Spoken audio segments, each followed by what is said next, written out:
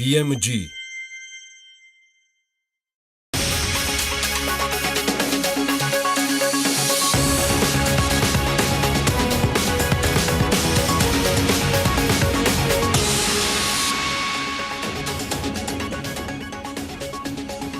ლექსი არენასთვის ჩექინ ჯორჯიას შარშანდელი საბიუჯეტო ტრანშის რიცხვებნაკლული ანალიზი. რა გვიპასუხა გუშინ ეკონომიკის სამინისტრომ 45 დღის წინ გაგზავნილ კითხვებზე. თელარა გელანტია დეტალებით რამდენიმე წუთში.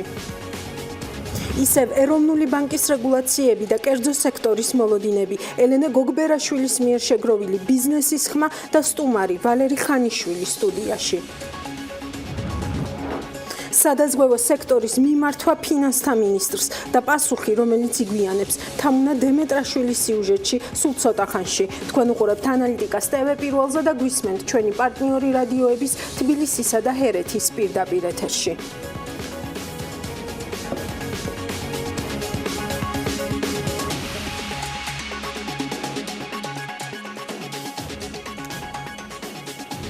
მე ამ გადაცემის ავტორი ელენე კვანჭილაშვილი ვარ. ხვალ ბლექსი არენამ სეზონს ენიო მორიკონეს კონცერტით გახსნის. რამდენადაც ვიცით, ბილეთები ამ დრომდე ხელმისაწვდომია.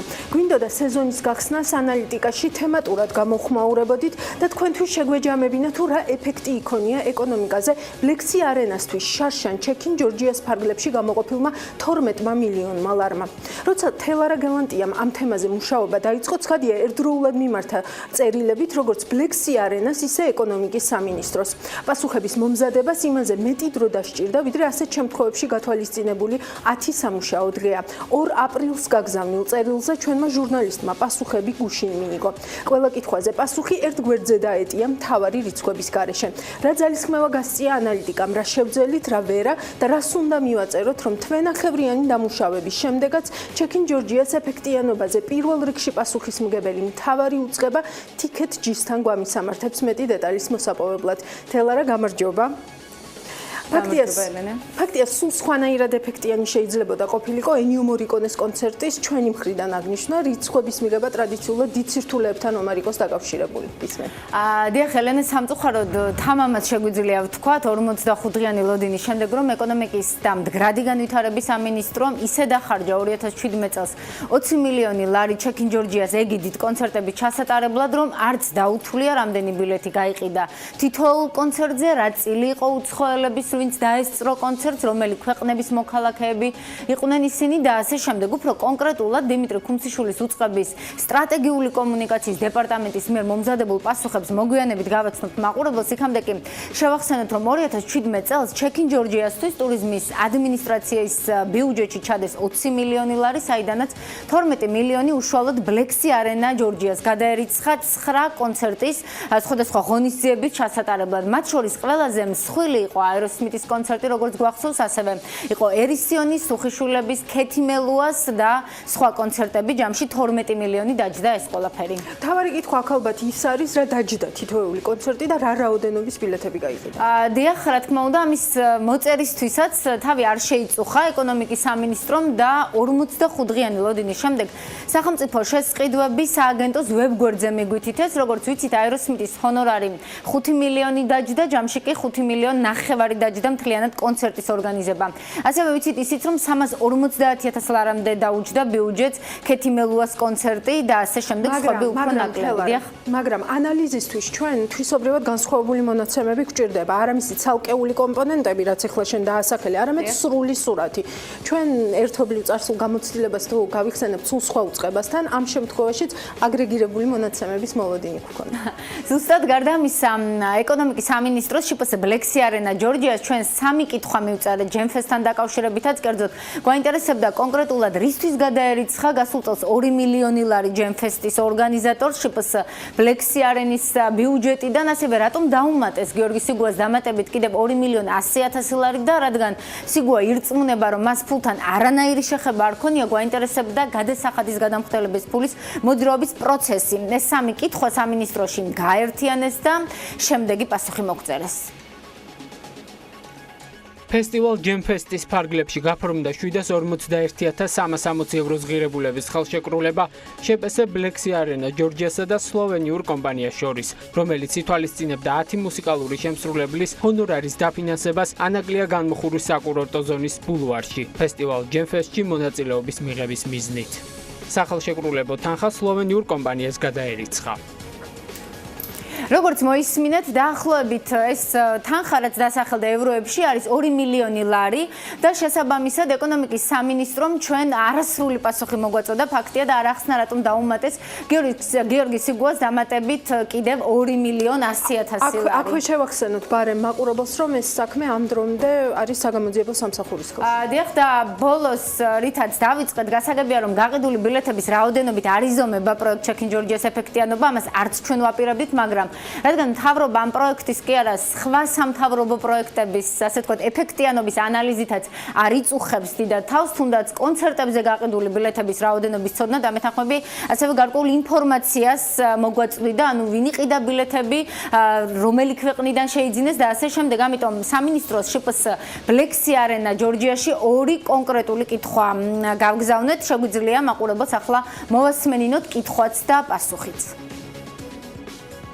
გთხოვთ მომაწოდოთ დეტალური ინფორმაცია შპს ბლექსი არენა ჯორჯიას მიერ ორგანიზებულ და დაფინანსებულ კონცერტებზე გაყიდული ბილეთების რაოდენობის და ბილეთების გაყიდვიდან შემოსული თანხების შესახებ.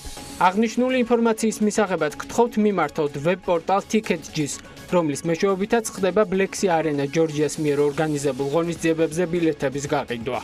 შპს ბლექსი არენა ჯორჯიას მიერ ორგანიზებულ და დაფინანსებულ კონცერტებზე გაყიდული ბილეთებიდან რამდენი ბილეთი შეიძინეს საზღვარგარეთიდან. გთხოვთ გაყიდული ბილეთების რაოდენობა მომაწოდოთ ქვეყნების მიხედვით. ვინაიდან ბილეთები ბლექსი არენას პლატფორმიდან არ იყიდება, ასეთ დეტალური ინფორმაციას აღნიშნულ შეკითხვაზე ჩვენი მხარი არ ფლობს. ამ შემთხვევაში უნდა მიმართოთ პორტალს TicketJ. როგორც მოვისმინეთ, შპს ბლექსი არენა ჯორჯიამ ფაქტობრივად ეკონომიკის სამინისტრომ გადაგვამისამართა პორტალ TicketJ-სკენ. არ ვიცი მიზეზი რა იყო, თავად დაეზარათ პასუხების მომზადება, თუ იფიქრეს რომ ჩვენ დაგვეზარებოდა TicketJ-ში დარეკვა, სადაც გვითხრეს, ჩვენ არ დაგვეზარა და TicketJ-ში გვითხრეს, რომ გაყიდულ ბილეთებსა და შემოსავლებზე ინფორმაცია მათ ბლექსი არენა ჯორჯიას დეტალურად მიაწოდეს, რადგან დამკვეთი თავად არენა იყო.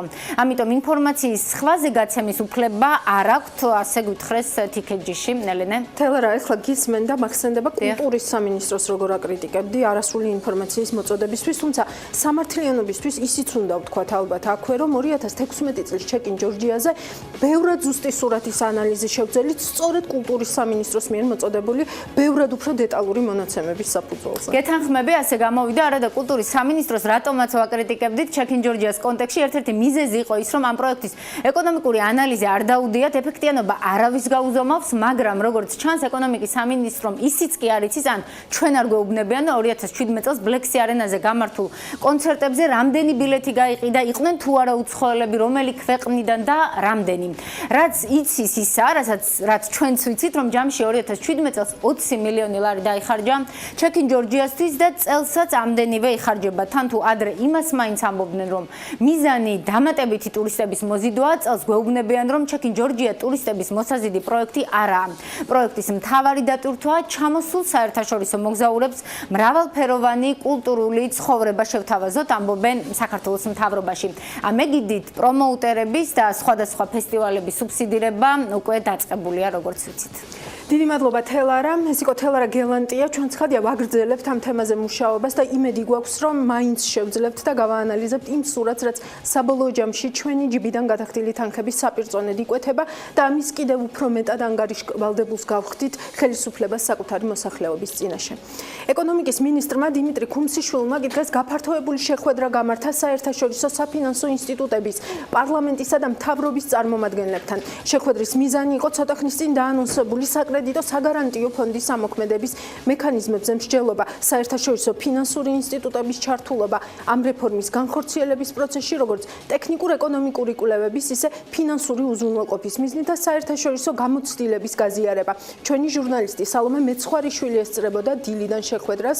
სალომე, გამარჯობა, მუშაობთ პირდაპირ ეთერში.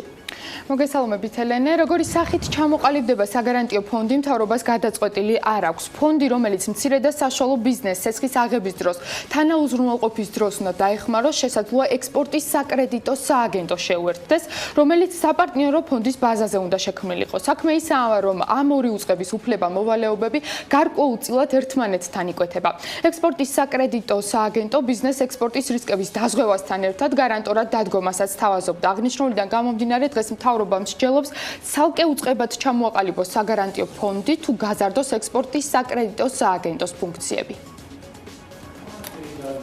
ექსპორტის საკრედიტო სააგენტოს მანდატი არის ძალიან მნიშვნელოვანი და ის შეიძლება და არის ბევრ ქვეყანაში ნაწილი ესეთი ფონდების, თუმცა არის ქვეყნები, სადაც ექსპორტის საკრედიტო სააგენტო არის დამოუკიდებელი და ცალკე არის უკვე საკრედიტო საგარანტიო ფონდები და სქემები. ამიტომ ჩვენ ამაზე დისკუსიას გავაგრძელებთ. არის ბევრი პოზიტიური იმაში, რომ გაიზარდოს ესე ვთქვათ მანდატი, იმიტომ რომ ძალიან ბევრი რამე არის უკვე შეთანხმებული ჩვენ საერთაშორისო ასე ვთქვათ საფინანსო ინსტიტუტებთან, ჩვენ პარტნიორებთან და შესაბამისად, რა თქმა უნდა, მანდატის გაზრდა შეიძლება აღმოჩნდეს უფრო მარტივი გზა, ვიდრე ნოლიდან დაწყება. არავითარ დუბლირებას არ აქვს ადგილი ექსპორტის სააგენტოსთან, იმიტომ რომ აბსოლუტურად სხვა მიზნობრივ ჯგუფზე იქნება ორიენტირებული ეს ინიციატივა. ჩვენ ვსაუბრობთ იმ ადამიანებზე, იმ მიზნობრივ ჯგუფებზე, რომელთა ბიზნეს სექტორში და ბიზნეს აქტივობაში ჩართვის ერთ-ერთი ყველაზე მნიშვნელოვანი პრობლემა არის, რომ მათ არ გააჩნიათ გირავნობა. რა თქმა უნდა, ჩვენ ამ ინიციატივის განხორციელებაში ძალიან გვჭირდება მხარდაჭერა იმ საერთაშორისო ორგანიზაციების, რომლებიც დღეს იყვნენ. გახდებიან თუ არა საერთაშორისო საფინანსო ინსტიტუტების საგარანტიო ფონდის აქციონერები? ამ კითხვაზე პასუხი დღეს ვერ მივიღეთ. მიუხედავად იმისა, რომ ხელისუფლებას ფონდში უცხოელი ფინანსური პარტნიორების შემოყვანას სურს, თავად საერთაშორისო ინსტიტუტებს დღეს კონკრეტიკაზე საუბარი უჭირთ. ეკონომიკის მინისტრმა რამდენიმე კვირის წინ განაცხადა, რომ ინიციატორების სურვილია საგარანტიო ფონდში 1/13 შევიდეს მთავრობა, 1/13 კომერციული ბანკები, 1/13 კი საერთაშორისო საფინანსო ინსტიტუტები. საერთაშორისო საფინანსო ინსტიტუტებთან გამართული შეხვედრის შემდეგ დღეს საქართველოს ეკონომიკის მინისტრმა აღნიშნა, რომ პარტნიორებისგან პოზიტიური სიგნალები მიიღეს. პირველ ეტაპზე ჩვენ დღეს მოვისმინეთ მაქსიმალურად პოზიტიური კომენტარები, ჩვენ გაუზიარეთ მათ ჩვენი ხედვები, როგორც მოგახსენეთ იმ ძირითად პრინციპებზე და მათგან მივიღეთ ძალიან პოზიტიური უკუგება ამ მიმართულებით, რა თქმა უნდა, იქნება მნიშვნელოვანი, რომ ჩატარდეს ძალიან კარგი შეფასება და სწორად გავიგოთ თუ რა მიმართულებით უნდა შემოვიდნენ ისინი და რა მიმართულებით უნდა მოხდეს ერთობლივად ამათი საქმიანობა. იმიტომ რომ ეს ინსტრუმენტი იქნება ძალიან მძლავრი ინსტრუმენტი ახალი სამუშაო ადგილების შექმნის. თავად საერთაშორისო საფინანსო ინსტიტუტები ხელისუფლების ინიციატივას საგარანტიო ფონდის შექმნასთან დაკავშირებით დადებითად აფასებენ. მათი აზრით, ეს ბიზნეს ფინანსებთან ხელმისაწვდომობას გაუზრდის. კითხვაზე აპირებენ თუ არა ისინი საგარანტიო ფონდში მონაწილეობას პირდაპირი პასუხი არ აქვთ და აცხადებენ, რომ ჯერ განხილვები კონცეპტის დონეზე შედგა. ხელისუფლებამ საკრედიტო საგარანტიო ფონდი კონცეპტუალურ დონეზე გაგვაცნო ევროპის საინვესტიციო ბანკს. და თუ უფრო ფართოდ განვიხილავთ, ევრობანკს აქვს ძალიან დიდი გამოცდილება პორტფოლიოების თანაუზრუნველყოფაში. ამ პროექტებს საქართველოში უკვე ვახორციელებთ ორი პროგრამის მეშვეობით. მუშაობთ TBC და პროკრედიტ ბანკთან, ასე რომ გავაგრძელებთ დიალოგს ხელისუფლებასთან, რათა გავუზიაროთ ეს გამოცდილება. მცირე და საშუალო ბიზნესისთვის ფინანსებთან ხელმისაწვდომობა ბევრ ქვეყანაშია პრობლემური. ასევე ბევრ ქვეყანას აქვს შემუშავებული სპეციალური მექანიზმები, რომ გაზარდონ ფინანსებთან ხელმისაწვდომობა. ჩვენ მივესალმებით ხელისუფლების ინიციატივას ჩაერთონ ამ რეფორმის დიზაინის შემუშავებაში საერთაშორისო ორგანიზაციები. აზიის განვითარების ბანკი ინტენსიურად მუშაობს მცირე და საშუალო ბიზნესის მხარდასაჭერად საქართველოში. მხოლოდ 3 წლის განმავლობაში ჩვენ 14,000 მეწარმეს დავეხმარეთ გრანტებით, სესხებით თუ განვითარების სხვა მექანიზმებით. ვაგრძელებთ ამ სექტორის მხარდაჭერას საქართველოს ხელისუფლებასთან და ჩვენს პარტნიორებთან თანამშრომლობით. დღევანდელი შეხვედრის შემდეგ დიმიტრი ქუმსიშვილმა იმ ფაქტსაც გაუსვა ხაზი, რომ საგარანტიო ფონდის ამოქმედება ხელშეუწყობს ახალი სამუშაო ადგილების შექმნასაც. მისი თქმით, მოხდება ეკონომიკის სწორი სტიმულირება და შესაბამისად საბოლოო ჯამში ქვეყანა მიიღებს სარგებელს ეკონომიკის ინკლუზიური ზრდისთვის. ეს იყო სალომე მეცხვარიშვილი, ეკონომიკის მინისტრისა და საერთაშორისო ფინანსური ინსტიტუტების შეხვედრის შესახებ. მადლობა სალომეს საინტერესო აქცენტებისთვის. კვირის განმავლობაში ისევ გაგრძელდა დისკუსია და მსჯელობები რეგულაციების იმ პაკეტთან დაკავშირებით, რაც ეროვნულმა ბანკმა უკვე გაავრცელა კომერციულ ბანკებზე და რასთან მორგებად საფინანსო სექტორის სხვა მოთამაშეებსაც მოუწევთ უკვე მომავალი წლიდან. ცხადია გვესმის, რომ რეგულაციების გავლენის შესაფასებლად გარკვეული დროა საჭირო და ცალსახად დასკვნებს სულ რამდენიმე თვის მანძილზე მიღებული ტრენდების საფუძველზე ვერ გამოვიტანთ, მაგრამ მაინც საინტერესოა თვალი მივადევნოთ, როგორ იცვლება რიცხვები და მოლოდინები რეგულირების გამკაცრების კვალდაკვალ. თემაზე ანალიტიკისთვის ელენე გოგბერაშვილი მუშაობდა. ჩვენ დავსვით კითხვა, რა ხდება იმ ბაზრებზე, სადაც განვადების მექანიზმი მნიშვნელოვან როლს ასრულებს გაყიდვების თვალსაზრისით. ამ კითხვაზე პასუხის გასაცემად ელენემ ჩაწერა, როგორც ტექნიკის კომპანიები, სადაც პროდუქციის 60% სწორედ განვადებით იყიდება, ისე სამშენებლო ბიზნესით, სადაც ბინების გაყიდვის თვალსაზრისით განვადება ერთ-ერთი მნიშვნელოვანი კომპონენტია. როგორია კერძო სექტორის ამ მოთამაშეების მოლოდინები და რა წვლილი აქვს მათ მოლოდინებში ეროვნული ბანკის რეგულაციებს. ნახოთ ელენე გოგბერაშვილის სიუჟეტი. რეგულაციის მიღების შემდეგ, შემცირება არის დაახლოებით მერყეობს სადღაც 10-დან 15%-მდე. ეროვნული ბანკის რეგულაციების ძალაში შესვლის შემდეგ ტექნიკის ბაზარზე გაყიდვების მიმართულებით კლება არც თუ ისე ცოტაა. კომპანიები პროდუქციის 50-60% სწორედ საბანკო განვადების გზით ყიდნენ. ცეცხლებზე ხელმისაწვდომობის შეზღუდვით კი რეალიზაცია თითქმის გაუნახებდათ. ამ ფონზე ბიზნესი კრიზისული მდგომარეობიდან გამოსვლის გზებს ეძებს. მუშაობთ იგივე საფინანსო ინსტიტუტებთან, ბანკებთან, რომ რაღაც ერთობლივად რაღაც გამოსავალი ვნახოთ სიტუაციიდან. დაკლებული არის უარი ბანკების მიერ განვადების შევსების დროს. ეს რაოდენობა, რაც ჩვენ დავითვალეთ, არის დაახლოებით 30%-ით შემცირებული. ჩვენ მუშაობთ სტრატეგიისთვის, ალტერნატიული სტრატეგიისთვის, როგორ შეიძლება გამოვიდეთ ამ მდგომარეობიდან. ასევე მე როგორც ვიცი, ბანკებიც მუშაობენ სტრატეგიაზე, თუ როგორ შეიძლება გავაგრძელოთ მუშაობა, იმიტომ რომ ამ ტიპით ეხარ ამ მდგომარეობითაც მუშაობთ, ეს არ არის კარგი მდგომარეობა ბიზნესისთვის. საზოგადოება და ბანკების ხელმძღვანელი ამბობს, რომ ცვლილებები ბაზარზე მოსალოდნელიც იყო. რეგულაციების შედეგი კი აუცილებლად იქნება ფასების კორექტირება და უმუშევართა რაოდენობის ზრდა, რაც ეკონომიკაზე დადებით გავლენას ნამდვილად ვერ მოახდენს. როდესაც ბიზნესი დაკარგავს შემოსავლებს, იცეცდება თქვა ან ფასების გაზრდას, ან სამწუხაროდ თანამშრომლების შემცირებას, ხარჯები უნდა შეამციროს, ხო? მთავრობა და რეგულატორი ეუნება ხალხს, რომ მე თქვენზე ჭკვიანი ვარ და მე ვიცი დღეს რა გჭირდება და ის რომ დღეს გჭირდება საყოფაცხოვრებო პირობების გაუმჯობესება, ამას მოახერხებთ მხოლოდ იმ შემთხვევაში, თუ თქვენ გექნება დადასტურებული შემოსავალი. დადასტურებული შემოსავალი ამ ქვეყანაში აქვს ძალიან ცოტა ადამიანს სამწუხაროდ.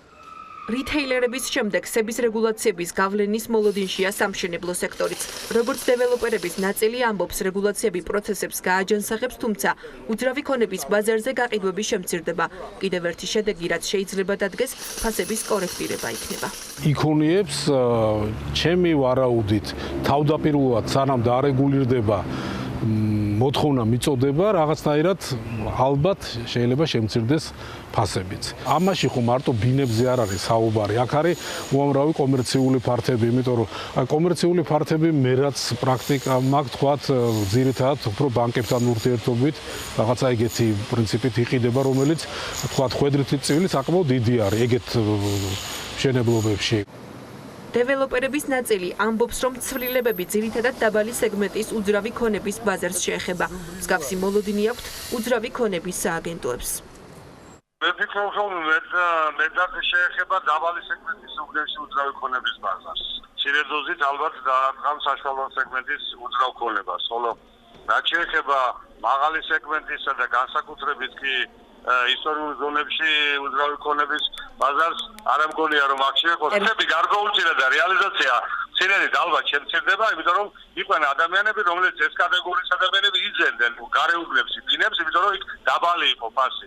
ალბათ ეს მოახდენს გავლენას, ალბათ კი არა მოახდენს. იპოთეკური შესხები მაინც შემოსავლების დადასტურებით გაიცემოდა. მე მგონია რომ ეს ალბათ უფრო დაბალ საფასო სეგმენტს შეეხება, ალბათ იქნება ბინები, რომლებიც იყო 100,000-მდე ღირებულების, იმიტომ რომ ესეთი ტიპის ბინის ყიდვას და სესხის გაკეთებას რეალურად საქართველოში დღეს ძალიან ბევრი ახერხებდა და შეეძლო. ეროვნული ბანკის რეგულაციების მიხედვით მცესხებელს აღარ შეეძლება მისი შემოსავლის კონკრეტულ პროცენტზე მეტი სესხის მომსახურებაში გადაიხადოს. შესაბამისად, შესაძლოა დეველოპერების მოლოდინი გამართლდეს და უძრავი ქონების შეძენა გაცილებით ნაკლებმა ადამიანმა შეძლოს. მადლობა ელენე გოგბერაშვილს, რომ მოვისმინეთ კერძო სექტორის პოზიციები და მოლოდინები. ეროვნული ბანკი ამბობს, რომ ჭარბვალიანობა ამ ქვეყანაში პრობლემაა და რეგულატორის ჩარევის გარეშე ვერ გვარდება. ამავე კვირაში გაირკვა, რომ საერთაშორისო საფინანსო ინსტიტუტები და სარეიტინგო კომპანიები ეროვნული ბანკის ამ შეფასებებს იზიარებენ და იმ მთავარ ზომასაც იწონებენ, რაც ჭარბვალიანობის მართვისთვის აქვს ცენტრალურ ბანკს გათვლილი კერძო შემოსავლების დადასტურების სტანდარტის ამაღლება. სარეიტინგო სააგენტო სტანდარტ & პურსი მაგალითად წერდა, რომ დადებითად აფასებს ეროვნული ბანკის მხრიდან არასაბანკო საფინანსო ინსტიტუტების სამომავლო რეგულირების საკითხს შემოსავლების დადასტურების გარეშე სესხების გაცემის შეზღუდვისა და ბანკებისთვის დამატებითი კომერციული კაპიტალის მოთხოვნის შესახებ.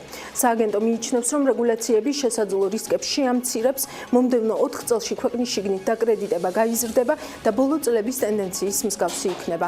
ეროვნული ბანკის რეგულაციები დადებითად შეაფასა EBRD-ის რეგიონულმა დირექტორმაც ბრუნო ბალვარნერას პოზიციაა, რომ შინა მეურნეობებმა არ უნდა აიღონ ბევრი სესხი, როცა ამ სესხების ეფექტიან მართვას ვერ ახერხებენ.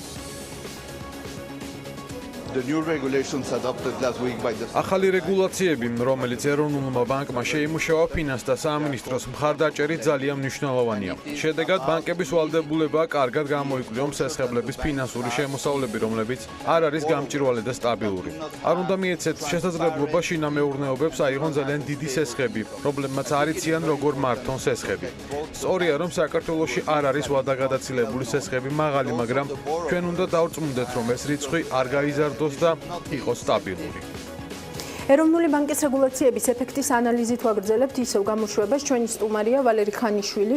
ის ხელსაწერს წერილს, რომელიც საქართველოს პრემიერის, ფინანსთა მინისტრის, საფინანსო საბიუჯეტო კომიტეტის, დარგობრივი ეკონომიკისა და ეკონომიკური პოლიტიკის კომიტეტის, ეროვნული ბანკის, კონკურენციის სააგენტოსა და ბიზნეს ომბუდსმენის სახელზეა გაგზავნილი. მოგესალმებით, ბატონო ვალერი, ძალიან დიდი მადლობა თქვენი დროისთვის.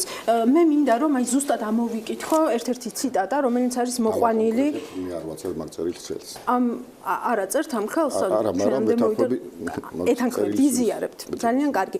ანუ აქ მინდა რომ აი ზუსტად ამოვიკითხო ციტატა ამ წერილიდან ჩვენი მაყურებლისთვის, რომ საქართველოს ეროვნული ბანკი იღებს იმგვარ გადაწყვეტილებას, რომელიც იწვევს ეკონომიკური აგენტებისთვის მონოპოლიური მდგომარეობის შექმნას, რაც არსებითად ზღუდავს თავისუფალ ფასწარმოქმნას და კონკურენციას. და ამავე წერილში არის აღნიშნული, რომ სწორედ აი ამ ესე ვთქვათ კონსტიტუციური უფლების დარღვევის თუ შეზღუდვის გამო შესაძლოა საქმე საკონსტიტუციო სასამართლოშიც გადაინაცვლოს. ანუ უფრო დეტალურად აგვიხსენით, რა რისკებს ხედავთ კონკურენციის შეზღუდვის თვალსაზრისით, იმიტომ რომ ეროვნული ბანკი ამბობს, რომ პირიქით, ანუ თამაშის წესები ყველასთვის საერთო იქნება და შესაბამისად კონკურენცია უკეთეს მდგომარეობაში იქნება. ამ კითხვაზე პასუხი გავცეთ, მოკლე ექსკურსს გავაკეთებ საქართველოში საერთო ფინანსურ ბაზარზე.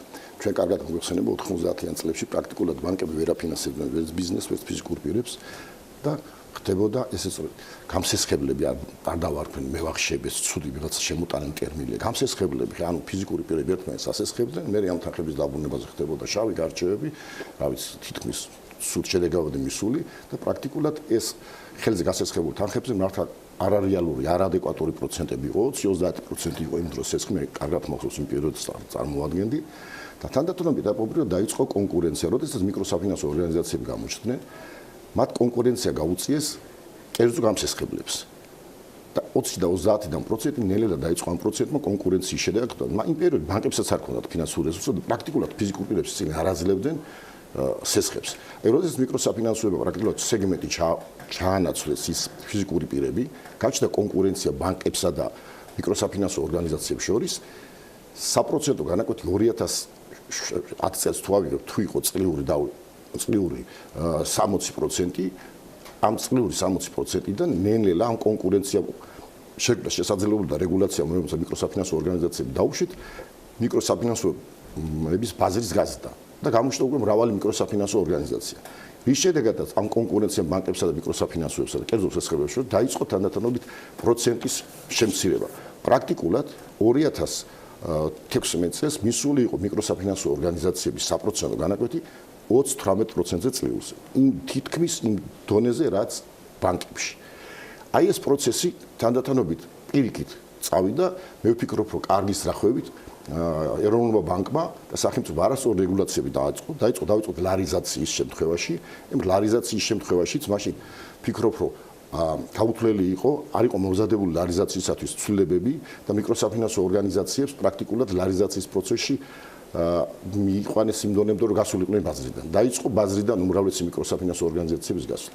არ მისცეს ცდომა ლარიზაციას მიკროსაფინანსო ორგანიზაციებს. პირდაპირ ბანკები უარს ეუბნეოდნენ, ეროვნულმა ბანკმა შესთავაზა არაადეკვატური წინადადება, მოიტანეთ თქვენ დოლარი, გადაგიხურდებით 1 წლის განმავლობაში, მე უნდა გადახვიდეთ მთლიანად ლარზე. პრაქტიკულად უთხრეს, აი თქვენ უნდა გადახვიდეთ თქვენი რისკებით მთლიანად ლარზე. დიდი ნაწილი გავიდა ბაზრიდან და ამან გამოიწვია, რომ პრაქტიკულად ბანკებშიც, ამ ლარიზაციაზე გადასვლა მიკროსაფინანსოებშიც 18-20% წლიური განაკვეთი აიყვანა 36%-ზე და მეტზე. გადაინაცვლა რაღაცა ნაწილმა კერძო გამსესხებლებში. და ეს თავისთავად კიდე ტვირთი დააწვა მოსახლეობას ნაცვლად იმისა, რომ მიიღო გარკვეული ეფექტი. ახლა გადავდივართ ახალ რეგულაციებს. ეს რეგულაციებიც პრაქტიკულად გაკეთებულა იმისთვის, რომ კონკურენციიდან კვლავ გამოითიშოს მიკროსაფინანსოები. გამოითიშებიან მიკროსაფინანსოები, ვინაიდან ისეთი კლიენტები, რომლებიც ახლა დღეს წარმოადგენენ რა რეგულაციასაც უნდა აკმაყოფილებენ, პრაქტიკულად მიკროსაფინანსოებში არ მიდიან. ადამიანების ის ნაწილი მიდის მიკროსაფინანსო ორგანიზაციაში, რომელსაც არ აქვს ლეგალურად შემოსავლები, ან არ აქვს შემოსავლები დროებით. აი ამ სეგმენტს ჩვენ ტოვებთ საერთოდ გვერდით და არ ვიცი ვინ შეაფასა მსოფლიო ბანკმა თუ სხვა ორგანიზაციებმა იბიარდი რას უშვებით იმ ადამიანებს, რომლებსაც არ აქვს შემოსავალი და აუცილებლად გადაუდებელია ესაჭიროებათ თანხები. მაგრამ ეს ხალხი თავისი არსით არ არის რისკ ჯგუფი? ამაზეა საუბარი. ანუ თუ კი მათ არ აქვთ დადასტურებული შემოსავალი, ანუ მათი მხრიდან სესხის აღება, ხომ შეიძლება მთლიანად სისტემის მდგრადობას შეუქმნას რისკი? ეს არის ეს თქვათ რეგულატორის თვალთახედვიდან და სისტემის მდგრადობას როცა ვლაპარაკობთ, ჩვენ საბანკო სისტემის მდგრადობაზე ვლაპარაკობთ. საფინანსო სექტორი და საბანკო გამოვყოთ ერთმანეთისაგან. საბანკო ჩვენ საქართველოს ყველაზე კიდე ერთი რაც იყო უარყოფითი გავლენა, რამ მოახდინა ამ სესხის პროცენტების დაზე. ჩვენ დავიწყეთ თელმა მსოფლიომ, როდესაც მოხდა იპოთეკური კრიზისი, თელ მსოფლიოში იყო ესეთ განსაკუთრებით ამერიკაში იყო, სახელმწიფო ფინანსური ინსტიტუტებმა დაიწყეს ბანკების დახმარება. რათა არ ჩამოშლილიყვნენ ბანკები და ის დანაკარგები, რომლებიც ჰქონდათ იპოთეკურ გაცემულ სესხებზე, შეეცვლათ. ჩვენთან დავიწყეთ ამ დროს იპოთეკით დაზარალებული, შემოვიტანეთ ტერმინი ანომალია, იპოთეკით დაზარალებული გამოვიდა ის, ვინც სესხი მიიღო და არა ვინც გასცა. მსოფლიო აღიარებდა, რომ ზარალი მიიღო, მან ვინც გასცა, ჩვენ ვიძახდით, ვინც მიიღო სესხის დაზარალდა. აი ამ იმით, რომ დაზარალებულების სტატუსი მივეცით, ჟურნალისტებმა, ეკონომისტებმა, ექსპერტებმა ეს დაიწყეს არ გადახდა პრაქტიკულად, წაქეზება იყო ეს არ გადახდებისა. და აი არ გადახდებმა, ასეთ წაქეზებულმა რეკლამამ გამოიწვია ის, რომ ჭარბვალიანობა გაიზარდა. საერთოდ მაინტერესებს, როცა ვლაპარაკობთ ჭარბვალიანობაზე. ერთი ანალიზი ვთქვათ, სადმე დაიდო ჭარბვალიანობის სტრუქტურა, რა არის, რამდენი იპოთეკურია, რამდენი ავტოა, რამდენი ონლაინ სესხია, რატომ არის შინაგანად ჩაწვდა ვინმე? მე ვიცი რა ანალიზი და ვაკეთებდი წლების განმავლობაში, ვიცი შედეგიც რაც იქნება. ხვალზე. მაგრამ თქვენი პოზიცია როგორია? არის ქვეყანაში ჭარბვალიანობა? ჭარბვალიანობა არის და წარმოშობის მიზეზები ვთქვათ. პირველი წარმოშობის ჯერ უნდა თქვა რამდენი იყო ის ვინმე და სადმე ციფრი გამოაქვეყნა რამდენი 2010-ში, 12-ში, 14-ში, 16-ში, 18-ში და დღეს არავინ.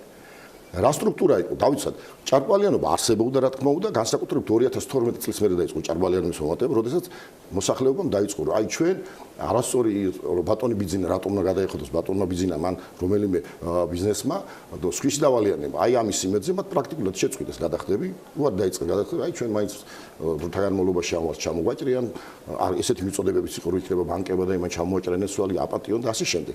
აი ამ ყველამ გამოიწვია, რომ პრაქტიკულად გადახდა არ და გადახდაზე უარი თქვეს. ამ დროს შემოვიდა ძალიან დიდი ნაბიჯებით ონლაინ სესხები. აი ამ ონლაინ სესხებმა პრაქტიკულად ჭარბვალიანობა გაათმაგა. მინდა სტატისტიკა ვნახოთ. პრაქტიკულად ონლაინ სესხები ისეთი მარტივი ხელმისაწვდომი იყო, ისინი მაღალ პროცენტიდან რისკებს ხედავდნენ, რომ თუ ის მათ 100%-იანი და მეტი 300-400%-იანი წლიური განაკვეთი ჰქონდათ, მნიშვნელობა არ ჰქონდა, მათ 80% თუ არ გადაიხდა. ონლაინ სესხების არა, ყველაფერი არა, მე ვიძახი, მივიტყვი მეკროსაბ. ამ პრობლემას ჭარბვალიანობის დიდი ნაწილი, ხვედრით წილი ვნახოთ რა არის. ეს არის. მიდიოდა ახალგაზრდები, ჩემი ნაცნობებიც 60 ასეთ დაწესებულებაში იღებდა სიხლე წინასწარ იცოდა რომ არ დააბრუნებდნენ, მაგრამ არანაირი შემოსავალი არ ქონდა და ვერც ვერაფერს შემოედავებოდნენ. ეს ერთი დიდი ნაწილია ჭარბვალიანობის, ეს უნდა ავიღოთ და გამოვრიცხოთ.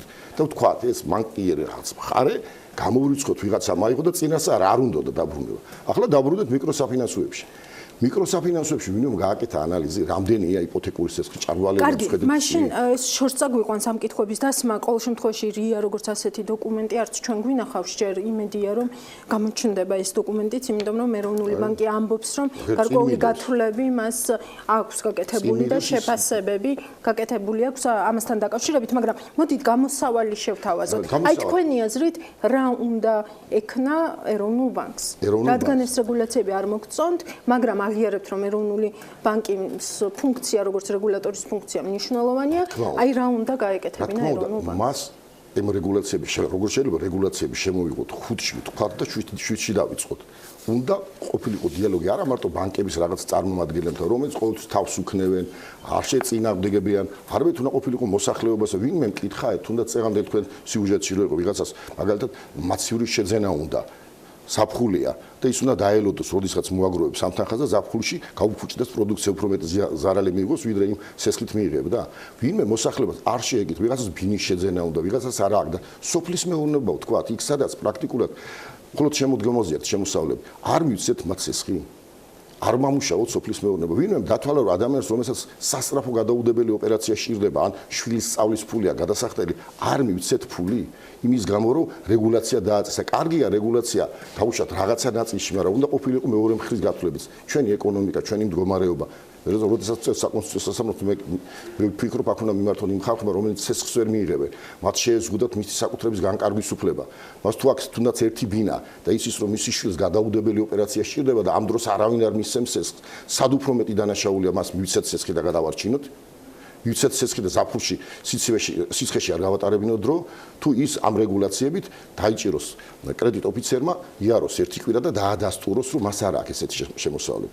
აი ამ რეგულაციებით, ამ წესებით, რომელიც ახლა გამოიცა, პრაქტიკულად ხარჯები უნდა გაეზარდოს ბანკებს. ეს ხარჯები სად უნდა წავიდეს? უნდა გაისახოს პროცენტში, კვლავ უნდა გაიზარდოს საპროცენტო განაკვეთი და საპროცენტო განაკვეთმა რა უნდა მოხდეს შედეგი? კვლავ ჭარბვალიანობა. ყველაფერი თუ ეს არ შეიცვლება და აი ამ რეგულაციას რაც ბანკებში შემოიღეს, გადაიტანენ ისე როგორც იძახიან მიკროსაფინანსო ორგანიზაციებში და სხვა გამსესხლებელ ორგანიზაციებში, პრაქტიკულად ყველაზე გავრცელდება ეს წესები, ვისაც 20 მსესხებელი მაინც ეყოლება, ეს არის ეროვნული ბანკის. თუ ყველაზე გავრცელდება, პრაქტიკულად ჩვენ მივიღებთ 90-იან წლებს. შავი გადანაცვლება. ეროვნული ბანკი ამბობს, რომ სისტემური არ იქნება ეს პრობლემა.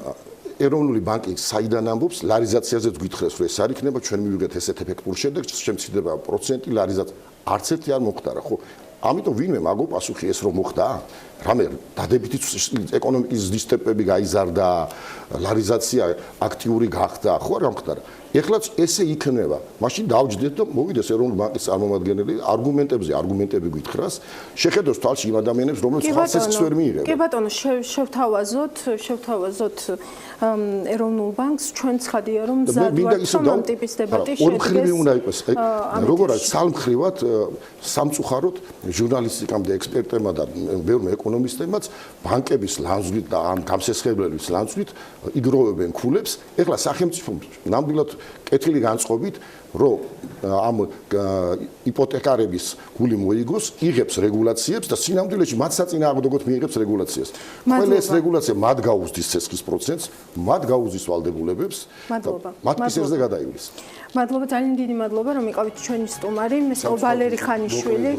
მასთან ერთად ვისაუბრეთ იმ შესაძლო შედეგებზე, რაც შეიძლება მოყვეს ეროვნული ბანკის რეგულაციებს საბანკო და არასაბანკო საფინანსო სექტორისთვის და შესაბამისად მათ შორის ჩვენთვის მომხმარებლებისთვისაც. ახლა ჩვენ რეკლამაზე გავალთ, ცოტა შევისვენებთ და რეკლამის შემდეგ ისევ საინტერესო თემებით დაგიბრუნდებით. დაგვალობთ.